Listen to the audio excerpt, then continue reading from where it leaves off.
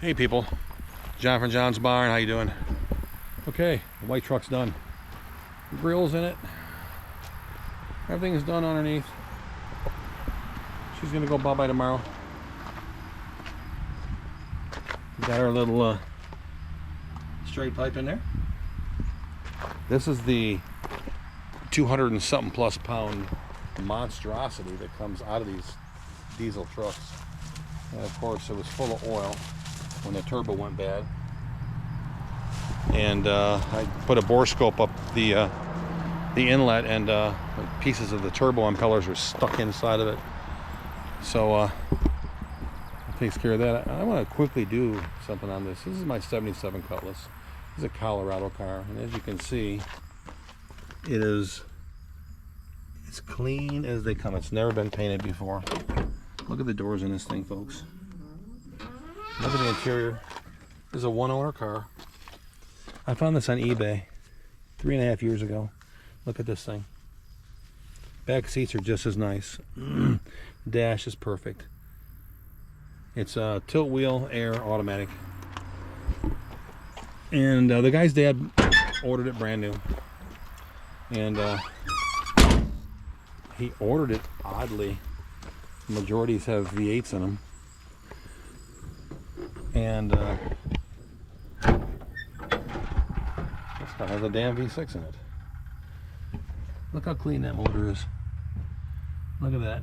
All that cadmium plating is still on. Look at this. Isn't that crazy?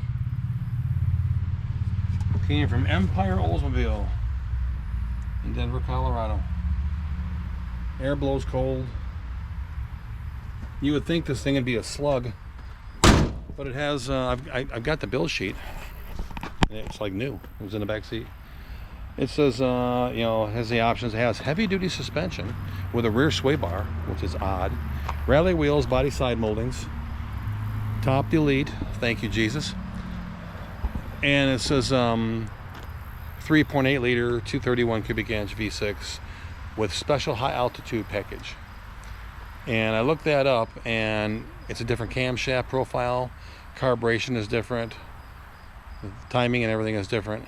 And they're actually about 12 more horsepower because the air's thinner in Colorado, and they had to beef up the 231 so it would pull itself. And it also has a 323 anti-spin or limited slip, what do you want to call it, 323 posi rear end, and you can take off at a stoplight and it goes brrr. I mean, it's, you'd never know it. And other than the deck lid is a used deck lid. It was painted, and it has a brand new rear bumper. The GM sticker still underneath of it.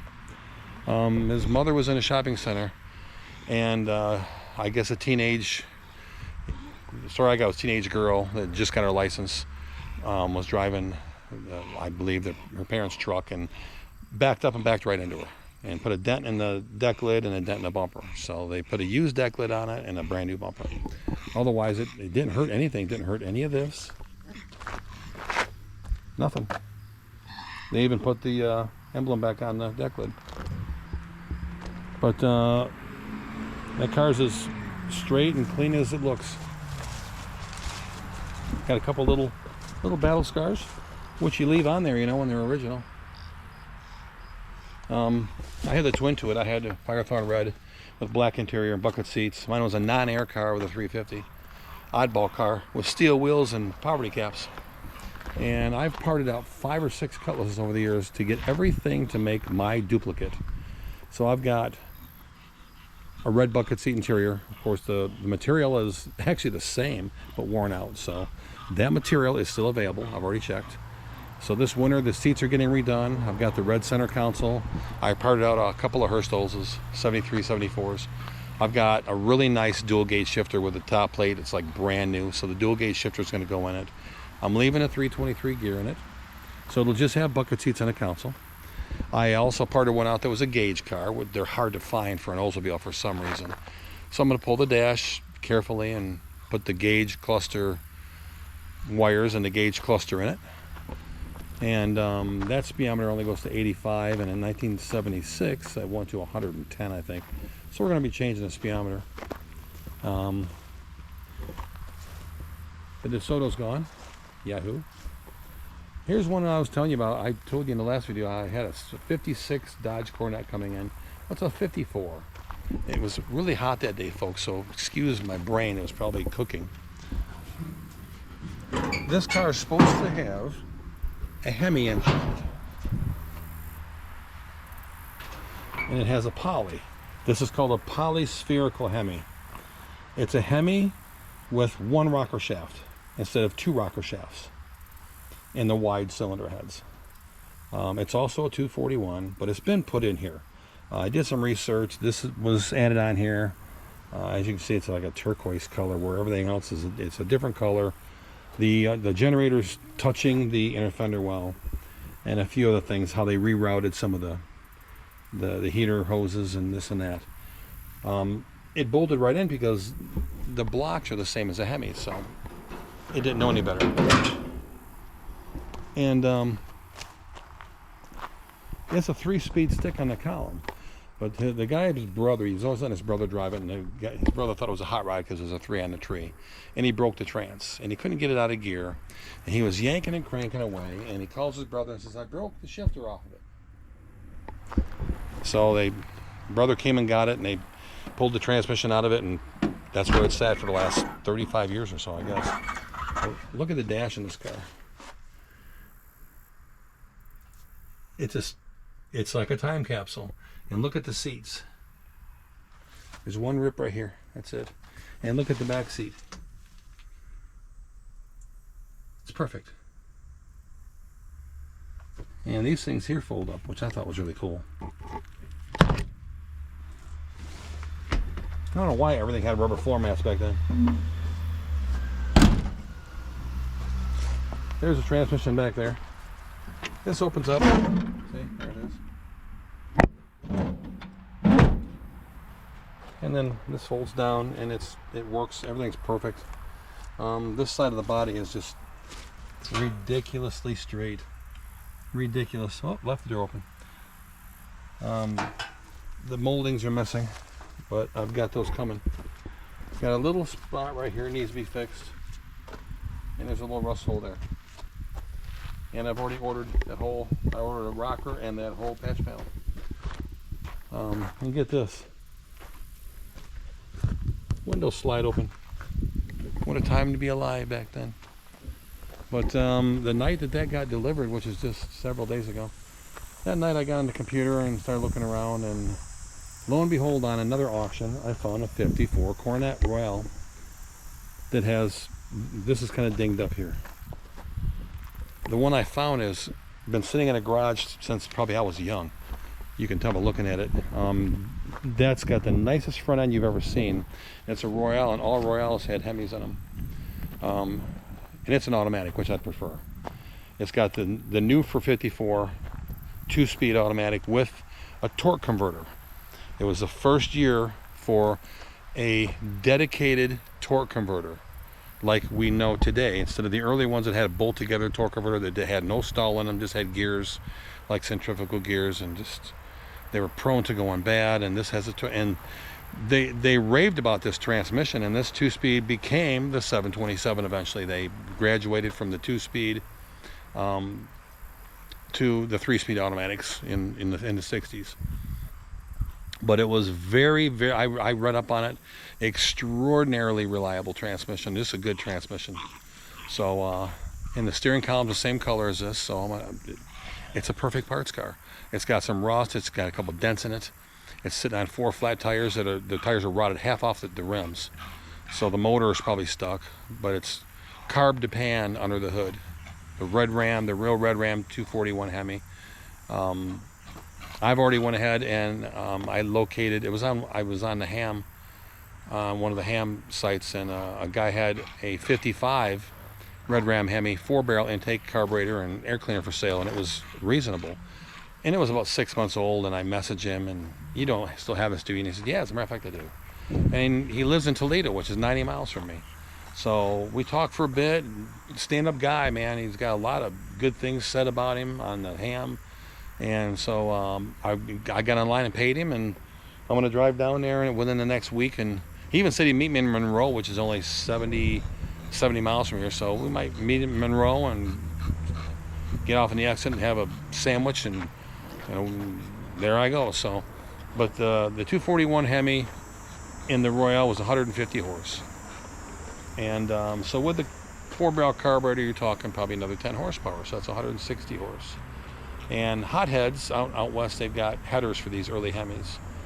So I figure between headers and bump the timing up a couple of degrees and dual exhaust, we're talking from 150 horse to 10 horse for the carb. That's 160 horse, probably 180 horsepower. Wow.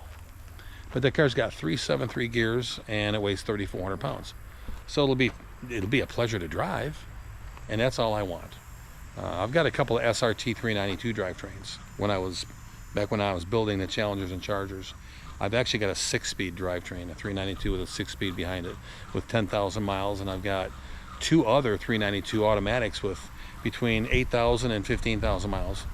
I put them away. I had 5, and I've installed 2 in old cars, and eventually I'll get rid of all of them. And I got 2 friends that said, oh, gotta put one of those engines in that car.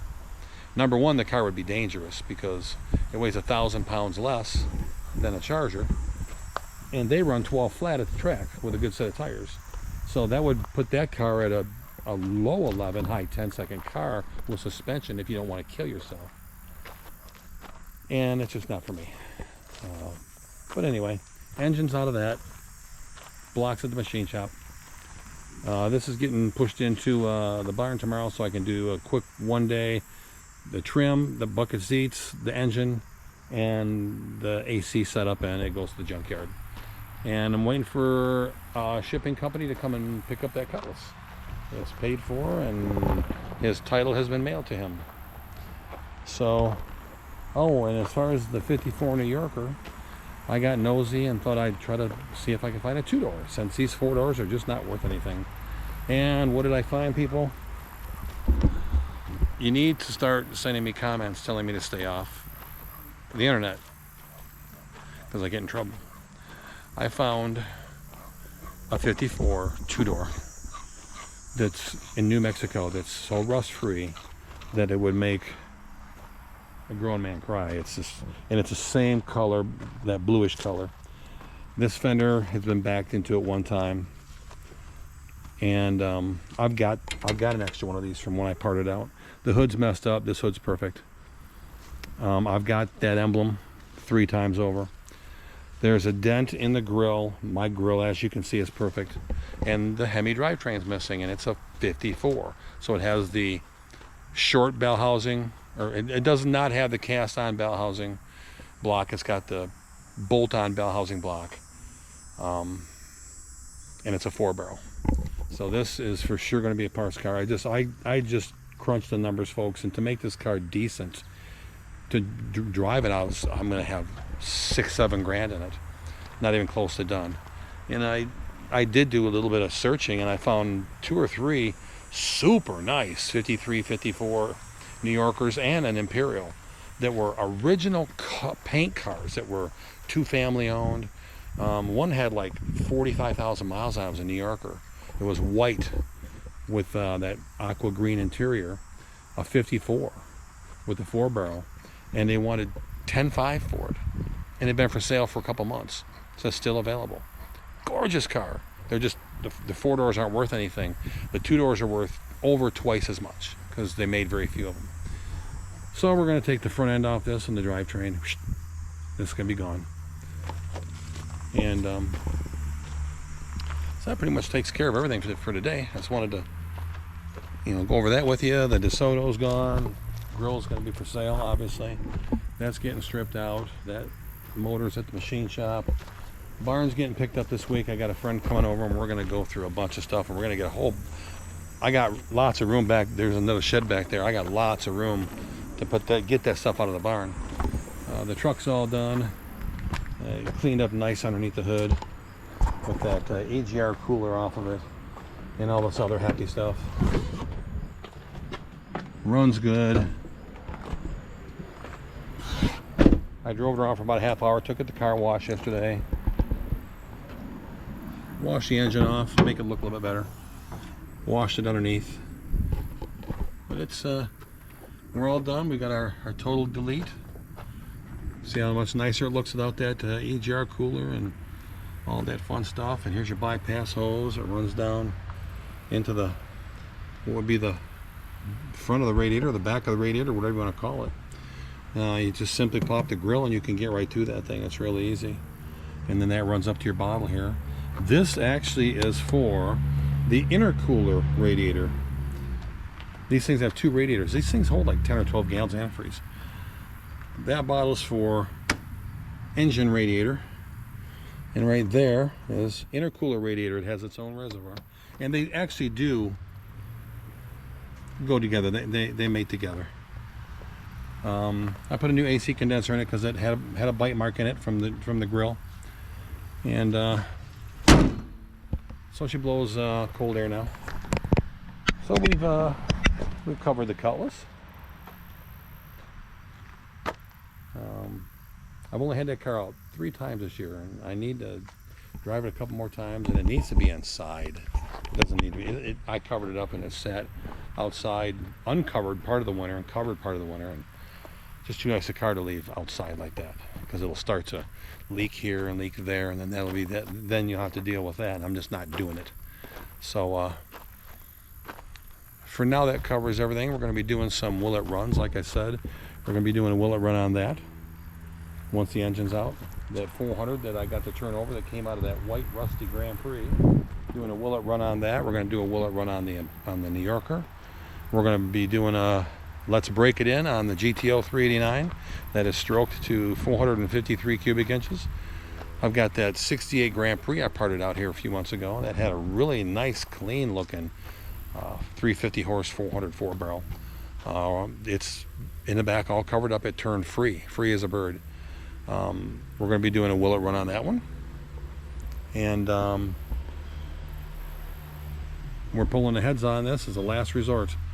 That's one of 2 I have not been able to get unstuck in 35 years.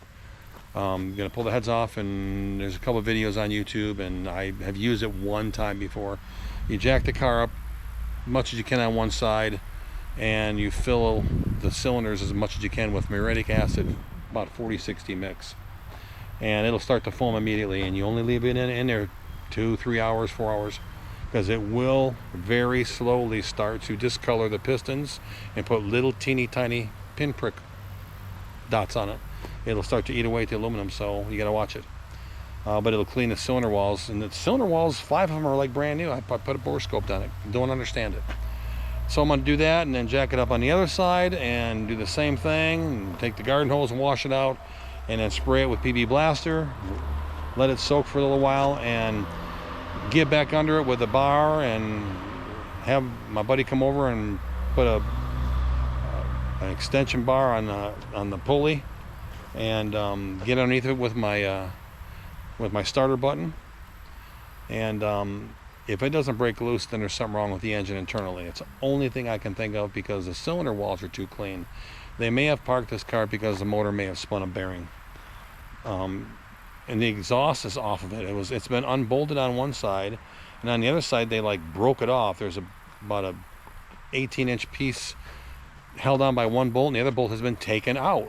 And all the exhaust is gone. It's all gone off the car. And the drive shaft's out of it, and there's a red plug on the back of the transmission. I don't understand. Either they were just about to pull the engine, or the exhaust got hung up on something, they ripped it off. You never know when these cars have been sitting for 30, 40 years. This car is another one that came from out west and been sitting for, God knows how long. I found some paperwork from the early 80s, 81, 82. That's it. Nothing, a couple of registrations, and then it stopped. So anyway, next week we're going to be yanking the intake and heads. Take no time at all, because there's no exhaust, there's nothing in the way. I can have the intake and heads off it in 45 minutes, maybe less. No air, no nothing on it. So that pretty much covers things on our will it runs, and will it break in correctly. And I will be buying that 54 Coronet parts car, and we'll get it here, and we'll do a will it run on that one. And I do have a surprise for you guys. You have to tune in. I'm going to be making a video in the next couple days. Tomorrow I'm going to be going and picking up a car I bought locally. All I'm going to say is it's a business coupe. And for those who do not know what a business coupe is, back in the 30s, 40s, 50s, they made a bare bones car that had really no options at all, didn't have a back seat. In place of the back seat was a piece of plywood. And you would fold your seat forward, and where the seat would usually be would be a compartment there for you to store whatever you were selling as a traveling salesman, and your luggage and so on and so forth. And then you put your seat back, and on the top is it's a shelf for you to put maybe a suitcase, maybe whatever. And this is a business coupe, and it is a barn find, and it is all original, including the paint, people. All the chrome is there, 100% of it. Everything is there for this car. The guy this guy got it from is like 85 or 90 years old, and it was his brother's car, and his brother was going to paint it and took like 4 pieces of chrome off, and he had a heart attack young, and this brother inherited it. And this is like over 50 years ago, and so it just sat in the family garage. It's like a barn / garage. About 25 or 26 years ago, he put an electric fuel pump on it and a coil and a new gas tank, and he got it running, and he drove it around the neighborhood, and he was going to drive it a little bit, and he said he just got hard feelings missing his brother, and so he brought it back home, and he took the battery out of it, and I think the battery might still be in it. I don't remember. Parked it back in the garage. And it's got those wide whites on it, those fake wide whites and stuff that they did in the 50s and 60s. And so it's sat for like another 25 years. And he's moving, he's going south, and this guy that I got it from, he scraps cars. And he went over there because the guy had some old junkers in the backyard he wanted gone. And he said, "You interested in this old car?" And he says, "Well, how much you want?" And he shot him a price, which was cheap. And he bought the car, and my friend went there to buy a pickup truck, and he saw the car, and he says, "Yeah, I'm gonna advertise it locally." And my friend said, "Wait a minute, let me call my friend." So he called me. He goes, "You need to get up here." And he told me what it was. And I said, "I'm on my way." And I went there, and he'd already purchased a car, and my buddy had loaded the truck that he bought, and the guy's shop was about 15 minutes from where the car was. And so he had loaded the car up, and it was at his shop.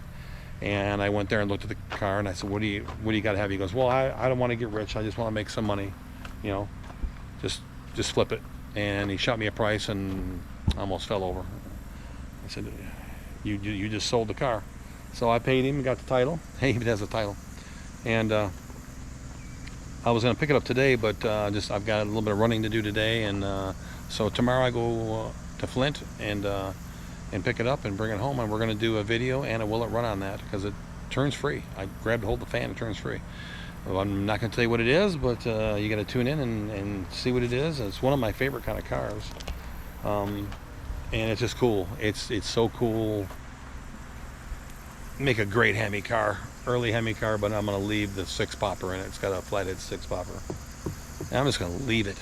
I think it's too cool. It could use a paint job. The paint's original, and it's just way, way, way chalky dull with scratches here and there. And to make it really nice, it could use it to be painted eventually. So that video is going to be made this week. So by this weekend, look for that video, folks. But thanks for visiting, and thanks for listening. And I'm John, and this is John's Bar. We're going to sign off, and be good to people, be kind. Remember that. It comes back to you. We'll do updates on this. I may possibly get the urge to bolt the starter on it and pull the intake and see if there's anything down in there, and suck it out and throw a carburetor on it and maybe try to start it. I don't know. You let me know what you think. They're actually pretty good engines. Those poly engines are great engines, the early ones. They're basically, they started life in trucks. Basically, they were built for trucks. A lot of low end torque. So that's where we're at. Things are starting to look up around here. We will be taking a week off next week and cleaning all of this and cutting all the grass in the backyard. We usually let most of it grow because nothing happens back here. It's just storage, but we're gonna cut all the grass down and make it look nice. So I guess that's about it. This is John from John's Barn. Thanks and see ya.